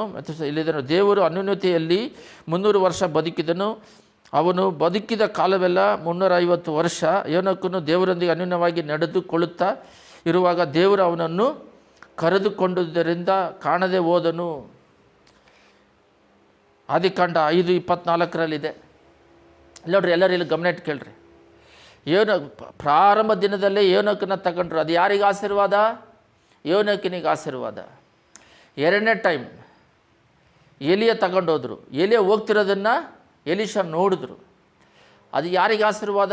ಎಲಿಯನಿಗೂ ಆಶೀರ್ವಾದ, ಎಲಿಷನಿಗೂ ಆಶೀರ್ವಾದ. ಮೂರನೇದು ಯೇಸುಸ್ವಾಮಿ ಬೆಟ್ಟದ ಮೇಲೆ ನಿಂತು ಹಂಗೆ ಮೌರ್ಯ ಓಲಿ ಮೌಂಟ್ ಬೆಟ್ಟದ ಮೇಲೆ ನಿಂತು ಹಂಗೆ ಮೇಲಕ್ಕೆ ಹೋದರು.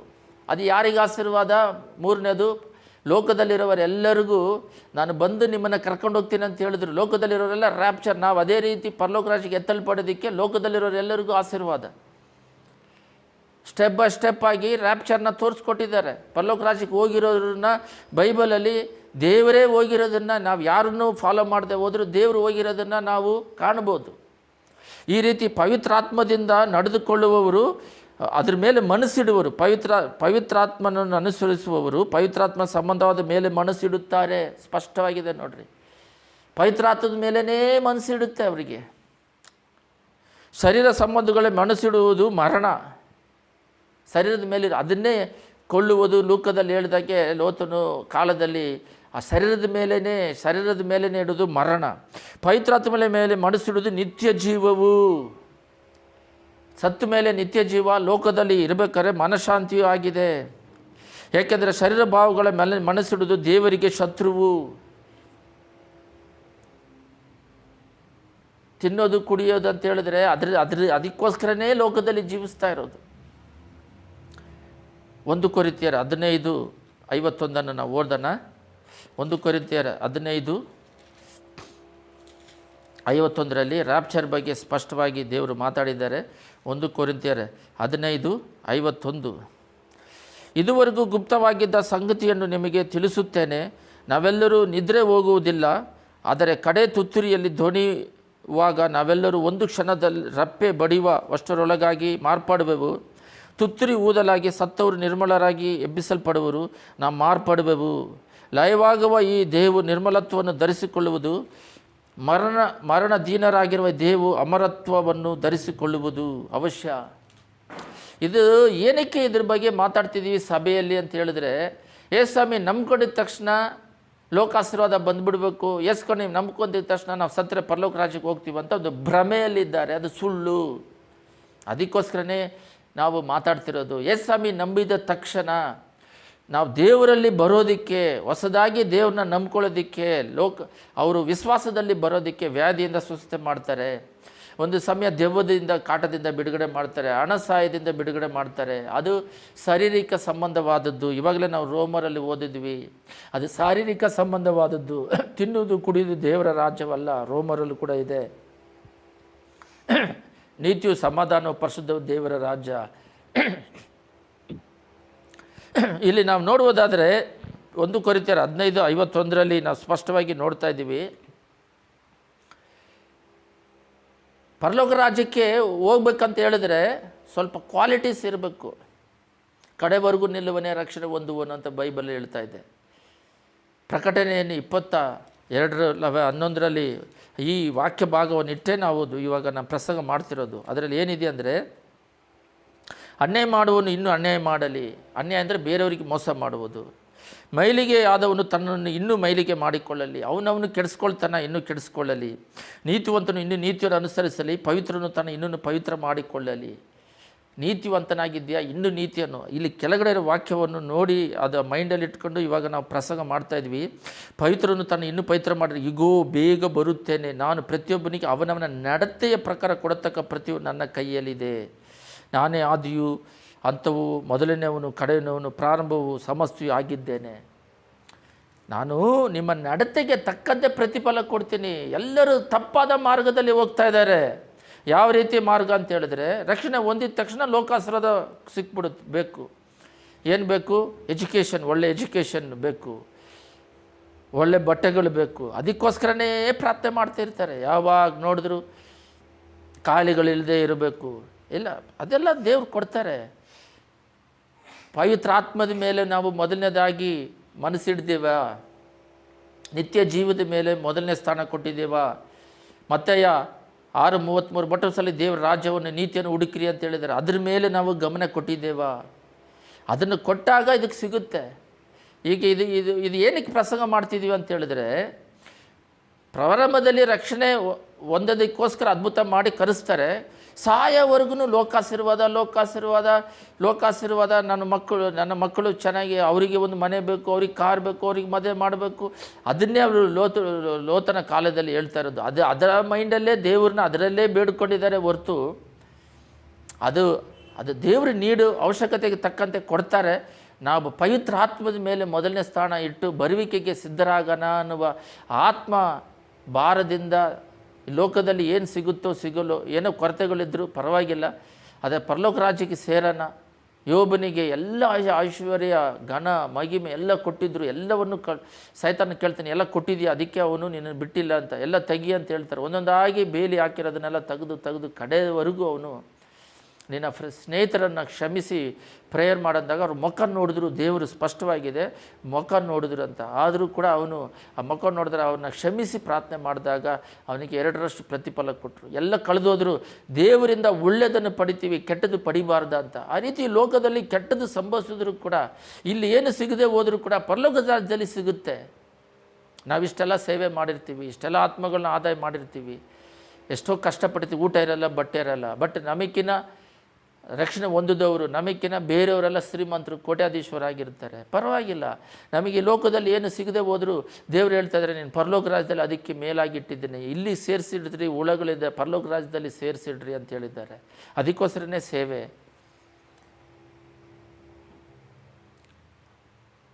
ರ್ಯಾಪ್ಚರ್ ಇಲ್ಲದ ನೋಡ್ರಿ, ಇದು ದೇವರು ಮಾತ್ರ ಅಲ್ಲ, ಅವನ ಪೌಲನಿ ಕೂಡ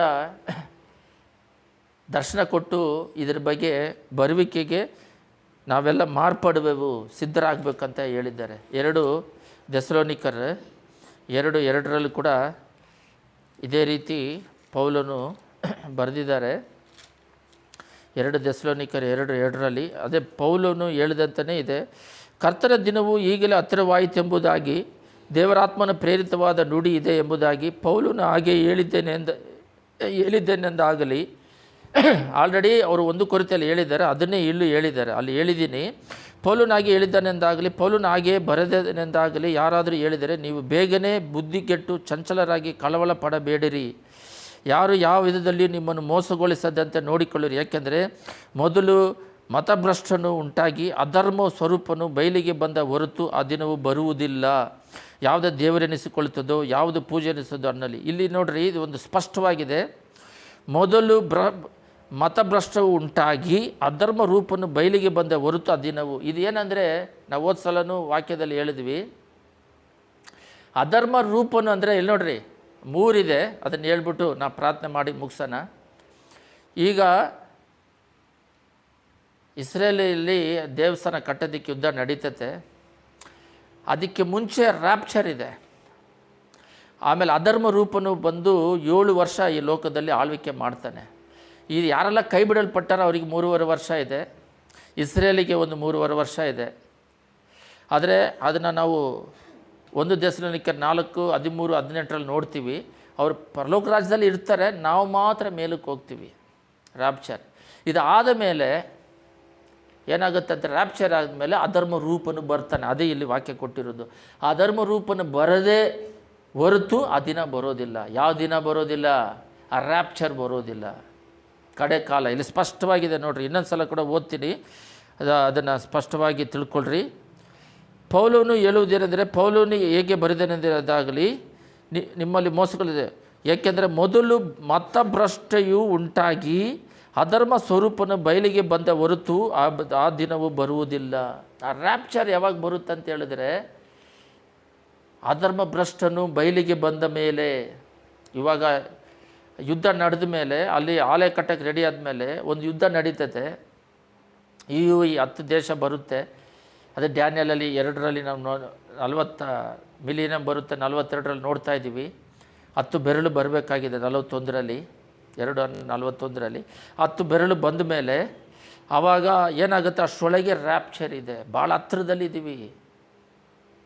ಆ ಅಧರ್ಮ ಸ್ವರೂಪನು ಬರೋದಕ್ಕೆ ಸಮೀಪವಾಗಿದೆ. ಇಸ್ರೇಲಿಲ್ಲ ಬಂತು, ಜೆರುಸಲೇಮ್ ಬಂತು, ಈಗ ದೇವಸ್ಥಾನ ಬರೋದಕ್ಕೆ ಭಾಳ ಯುದ್ಧನೂ ನಡೀತಾ ಇದೆ. ಹತ್ತಿರದಲ್ಲಿ ಬಂದಾಗ ಅಧರ್ಮ ಸ್ವರೂಪನು ಅವನ ಆಳ್ವಿಕೆಯನ್ನು ಪ್ರಾರಂಭಿಸಿದಾಗ, ಯುದ್ಧ ಬಂದಾಗ ಅವನ ಆಳ್ವಿಕೆಯನ್ನು ಪ್ರಾರಂಭಿಸಿದಾಗ ನಮ್ಮ ಒಂದು ರ್ಯಾಪ್ಚರ್ ನಡೀತೈತೆ. ಆದರೆ ಅವನ ಆಳ್ವಿಕೆಯಲ್ಲಿ ಸ್ಟಾರ್ಟ್ ಆಗುತ್ತೆ 7 ವರ್ಷ. ಅದಾದ ಮೇಲೆ ಇಸ್ರೇಲನ್ನ, ಅದರಲ್ಲಿ 1,46,00,000 ಜನ ಇಸ್ರೇಲನ್ನ ಕಾಪಾಡೋದಕ್ಕೆ, ಅದರಲ್ಲಿ ಅವ್ರನ್ನ ಮುಕ್ಕದೇ ಇರೋರನ್ನ ಕಾಪಾಡೋದಕ್ಕೆ, ಎಲ್ಲಿ ನೋಡಿದ್ರು ಅಧರ್ಮ ಇರೋದಕ್ಕೆ, ಅವ್ರನ್ನ ಕೊಲ್ಲೋದಕ್ಕೆ ದೇಶವೇ ತುಂಬಿಕೊಂಡಾಗ ದೇವರು ದೂತರು ಬಂದು ಅರ್ಮೋಗದಲ್ಲಿ ಯುದ್ಧ ನಡೀತತೆ. ಆವಾಗ 1000 ವರ್ಷ ಆಳ್ವಿಕೆ ಮಾಡ್ತಾರೆ. ಬೈಬಲಲ್ಲಿ ನಾವು ನೋಡುವುದಾದರೆ, ಇವಾಗ ಓದೋದು ಬೇಕಾಗಿಲ್ಲ, ಯೆಶಾಯದಲ್ಲಿದೆ. 2 ವಿಧವಾದ ಸೇವೆ ಮಾಡಬೇಕಾಗಿದೆ ಯೇಸು ಪ್ರಭು. ಅದರಲ್ಲಿ ಒಂದು ಯಾಜಕತ್ವ ಒಂದು ಮಾಡಬೇಕಾಗಿದೆ, ಒಂದು ರಾಜನಾಗಿ ಬರಬೇಕಾಗಿದೆ. ಅವರು ಯಾವತ್ತೂ ಭೂಲೋಕದಲ್ಲಿ ಇದ್ದಾಗ ರಾಜನಾಗಿ ಯಾವ ಕೆಲಸನೂ ಅವರು ಮಾಡಿಲ್ಲ. ಒಂದೇ ಸಲ ಕತ್ತೆಯಲ್ಲಿ ಮಾತ್ರ ಮೆರವಣಿಗೆ ಹೊಂದುತ್ತಾರೆ. ಇವಾಗ ಯಾಜಕ ಸೇವೆಯನ್ನು ಮಾಡಿ ಹೋಗಿದ್ದಾರೆ. ಆದರೆ 2ನೇ ಟೈಮ್, ಸೆಕೆಂಡ್ ಕಮ್ಮಿಂಗಲ್ಲೇ ಅವರು ಕಿಂಗ್ ಆಗಿ, ರಾಜನಾಗಿ ಬರ್ತಾ ಇದ್ದಾರೆ. ಕಿಂಗ್ ಆಗಿ ಬಂದು ಈ ಲೋಕದಲ್ಲಿ 1,000 ವರ್ಷ ಈ ಲೋಕದಲ್ಲಿ ರಾಜನಾಗಿ ಆಳ್ವಿಕೆ ಮಾಡ್ತಾರೆ. ಕಬ್ಬಿಣದಿಂದ ಆಳ್ವಿಕೆ ಮಾಡ್ತಾರೆ ಅಂತ ನಾವು ನೋಡ್ತೀವಿ. 1 ಮಿಲಿನಿಯಮ್. ಅದು 20ನೇ ಅದೇ ಪ್ರಕಟಣೆ 21ರಲ್ಲಿ ಇದೆ. ಬೇಕಾದ್ರೆ ಅದನ್ನು ಓದಿ ನಾವು ಪ್ರಾರ್ಥನೆ ಮಾಡೋಣ. ಆಗ ದೇವದೂತನು ಅಧೋಲೋಕದಿಂದ ಬೀಗದ ಕೈಯನ್ನು, ದೊಡ್ಡ ಸರ್ಪನ ಕೈಯಲ್ಲಿ ಹಿಡಿದುಕೊಂಡು ಪರಲೋಕದ ಇಳಿದು ಬರುವುದನ್ನು ಕಂಡನು. ಅವನ ಪಿಶಾಚನು ಸೈತಾನನು ಆಗಿರುವ ಪುರಾತನ ಕಡಸರ್ಪವನ್ನು ಹಿಡಿದು 1000 ವರ್ಷ ಬಂಧನದಲ್ಲಿಟ್ಟನು. ಆ 1000 ವರ್ಷ ತೀರುವ ತನಕ ಸೈತಾನ ಇನ್ನೂ ಜನಗಳ ಮರಳುಗೊಳಿಸಿದ ಹಾಗೆ ದೇವದೂತನು ಅದನ್ನು ಅಧೋಲೋಕದಲ್ಲಿ ದಬ್ಬಿ ಬಾಗಿಲನ್ನು ಮುಚ್ಚಿ ಅದಕ್ಕೆ ಮುದ್ರೆ ಹಾಕಿದನು. ಆ 1000 ವರ್ಷ ಅವನು ಇರೋದಿಲ್ಲ, ಯೇಸು ಸ್ವಾಮಿ ಮಾತ್ರ ಆಳ್ವಿಕೆ ಮಾಡ್ತಾರೆ. ಎಲ್ಲರ ಕಣ್ಗಳನ್ನು ಮುಚ್ಚಿ ಪ್ರಾರ್ಥನೆ ಮಾಡೋಣ. ಸುತಿಮದಲ್ಲಿ ನಿವಾಸ ಮಾಡುವ ಪರಲೋಕ ತಂದೆಯೇ, ನನ್ನ ಬರುವಿಕೆ ಸಮೀಪವಾಗಿದೆ. ಯೇಸುವೆ, ಅದನ್ನು 3 ವಿಧವಾದದಲ್ಲಿದೆ. ರಿಪೆಂಡೆನ್ಸ್, ಪಾಪದಿಂದ ಬಿಡುಗಡೆ ಆಗೋದು, ದೇವರಲ್ಲಿ ನಿಂತು ಫಲ ಕೊಡುವಂಥದ್ದು, ಸಿದ್ಧರಾಗೋದು ಪರಿಶುದ್ಧವಾಗಿ. ಆದರೆ 3ನೇದು ಜಡ್ಜ್ಮೆಂಟಿಗೆ ನಾವು ಸಿದ್ಧರಾಗಬೇಕಾಗಿದೆ. ಯೇಸುವೆ ಅಪ್ಪ, ಅದು ಈ ರ್ಯಾಪ್ಚರಲ್ಲಿ ಎತ್ತಲ್ಪಟ್ಟರೆ ನಾವು ಕೈ ಬಿಡಲ್ಪಟ್ಟ ಪಟ್ಟಿಯಲ್ಲಿ ಇರುವುದಿಲ್ಲ. ಆದರೆ ಇನ್ನು ನಾವು ಲೋಕದಲ್ಲಿ ಹೇಳಿದಾಗೆ ಲೋತನ ಕಾಲದಲ್ಲಿ ಯಾವ ರೀತಿ ತಿನ್ನುತ್ತಾ ಕುಡಿಯುತ್ತಾ ಶಾರೀರಿಕಕ್ಕೆ ಪ್ರಾಧಾನ್ಯತೆ ಕೊಟ್ಟುವೋ ಅದೇ ರೀತಿಯಲ್ಲಿ ಅಪ್ಪ ಹಳೆ ಒಡಂಬಡಿಕೆಯಲ್ಲಿ ಕೂಡ ನಾವು ಓದಿದ್ವಿ, ನೋಡಿದ್ವಿ. ಯೇಸುವೆ ತಿನ್ನುತ್ತಾ ಕುಡಿಯುತ್ತಾ ಹೆಣ್ಣು ಕೊಟ್ಕೊಂಡು ತಗೊಂಡು ಲೋಕದ ಆಡಂಬರಗಳಿಗೆ ಹೋದರೂ ಕೂಡ ದೇವರ ಆತ್ಮ ಅವರಲ್ಲಿ ಶಾಶ್ವತವಾಗಿ ಇಳಿದ ಹಾಗೆ ಕಡೆ ಕಾಲದಲ್ಲಿ ಅಲ್ಲಿ ಇಲ್ಲಿ ತಿರುಗುತ್ತಾ ಲೋಕದ ಜ್ಞಾನದಲ್ಲಿ ಬೆಳೆದಿದ್ದಾರೆ ಹೊರತು ದೇವರ ಐಕ್ಯತೆಯಲ್ಲಿ, ಪರಿಶುದ್ಧತೆಯಲ್ಲಿ, ದೇವರ ಒಂದು ದಿಟ್ಟದ ಉದ್ದೇಶ, ಪ್ಲ್ಯಾನ್, ಪರಲೋಕ ರಾಜ್ಯಕ್ಕೆ ನಮ್ಮನ್ನು ಸೇರಿಸೋದಕ್ಕೋಸ್ಕರ ನೀನು ಭೂಲೋಕದಲ್ಲಿ ಇಳಿದು ಬಂದಿದ್ದು ಅಪ್ಪ, ನಮ್ಮನ್ನು ತೆಗೆದುಕೊಳ್ಳೋದಕ್ಕೋಸ್ಕರ ನೀವು ಉದಾಹರಣೆಯಾಗಿ ಏನೋಕನನ್ನು, ಏಲಿಯನನ್ನು ನೀವು ಅಪ್ಪ ಉದಾಹರಣೆಯಾಗಿ ಬಂದು ಪರಲೋಕ ರಾಜ್ಯಕ್ಕೆ ಏರಿ ಓದಿದ್ದು ಉದಾಹರಣೆಯಾಗಿ ಕೊಟ್ಟಿದ್ದೀರಾ. ಆದರೂ ಕೂಡ ನಮ್ಮ ಕಣ್ಣುಗಳು, ಆತ್ಮೀಯ ಕಣ್ಣುಗಳು ತೆರೆಯಲ್ಪಡದೆ ಬಿದ್ದೋಗಿದೆ. ಪರಿಶುದ್ಧಾತ್ಮನ ಅಭಿಷೇಕ ಇಳಿದು ಬರಲಿ, ಬರುವಿಕೆ ಸಿದ್ಧರಾಗುವಂತೆ ಕೃಪೆ ಮಾಡು. ಈ ಲೋಕದಲ್ಲಿ ಕೊರತೆಗಳು ಇದ್ದರೂ ಕೂಡ ತಂದೆ, ಅದು ಪರಲೋಕ ರಾಜ್ಯದಲ್ಲಿ ನಮಗೆ ಸಿಗುತ್ತದೆ ಅಪ್ಪ. ಪರಲೋಕ ರಾಜ್ಯದಲ್ಲಿ ಸಿಗುವ ಮಹಿಮೆ ಮುಂದೆ ಈ ಲೋಕದಲ್ಲಿ ಏನೇ ಸಿಕ್ಕರೂ ಅದಕ್ಕೆ ಈಡು ಸಮಾನವಿಲ್ಲ. ಆ ಉದ್ದೇಶದಿಂದ, ಆ ಒಂದು ದರ್ಶನದಿಂದ, ಆ ಒಂದು ವಾಂಛೆ ಭಾರದಿಂದ ಈ ಲೋಕ ಯಾತ್ರೆಯನ್ನು ಮುಗಿಸಿ ಹೋಗೋದಕ್ಕೆ ಕೃಪೆ ಮಾಡು. ಪರಲೋಕ ರಾಜ್ಯದಲ್ಲಿ ಅಪ್ಪ ನಮಗೋಗೋ ಇಟ್ಟಿರುವ ಬಹುಮಾನದ ಮುಂದೆ ಈ ಲೋಕದಲ್ಲಿ ಏನೇ ಅವಶ್ಯಕತೆಗಳನ್ನು ತೀರಿಸುವ ದೇವರಾಗಿದ್ದೀರಾ. ಅದರ ಆತ್ಮಿಕ ಆಶೀರ್ವಾದದಲ್ಲಿ ಬೆಳೆದು ಫಲ ಕೊಡುವಂತೆ ಪ್ರಕಟಣೆ 22:11 ಹೇಳಿದಾಗ ನಾ ಬೇಗನೆ ಬರ್ತಾನೆ, ಅವರಿಗೆ ನಡತೆ ತಕ್ಕ ಪ್ರತಿಫಲ ಕೊಡ್ತೀನಿ ಅಂತ ಹೇಳಿದ ಪ್ರಕಾರವಾಗಿ ನಾವು ದೇವ್ರು ನಂಬಿದ ತಕ್ಷಣ ಲೋಕಾಶೀರ್ವಾದ, ದೇವ್ರು ನಂಬಿದ ತಕ್ಷಣ ಪರಲೋಕ ರಾಜ್ಯವನ್ನುವುದು ಇಲ್ಲ. ಕಡೆವರೆಗೂ ನಿಲ್ಲುವನೇ ತಂದೆ, ರಕ್ಷಣೆ ಹೊಂದುವನೇ ಅಂತ ಹೇಳಿದ ನಿನ್ನ ಹೆಸರಿನಲ್ಲಿ ದೇವ ಓಡಿಸಿದ್ವಿ, ನಿನ್ನ ಹೆಸರಿನಲ್ಲಿ ವ್ಯಾಧಿಗಳು ಓಡಿಸಿದ್ವಿ, ಸುವಾರ್ತೆ ಹೇಳಿದ್ದೇವೆ, ನೀನು ಯಾರೂ ಗೊತ್ತಿಲ್ಲ ಅಂತ ಹೇಳಿದ್ದೀರಾ. ಯೇಸುವೆ, ನಾವು ಸಿದ್ಧರಾಗಲು ಕೃಪೆ ಮಾಡು, ಆಶೀರ್ವದಿಸು, ಮಹಿಮೆ ಹೊಂದು. ಯೇಸುವಿನ ನಾಮದಲ್ಲಿ ಬೇಡಿ ಹೊಂದಿದ್ದೇವೆ ತಂದೆಯೇ, ಆಮೆನ್.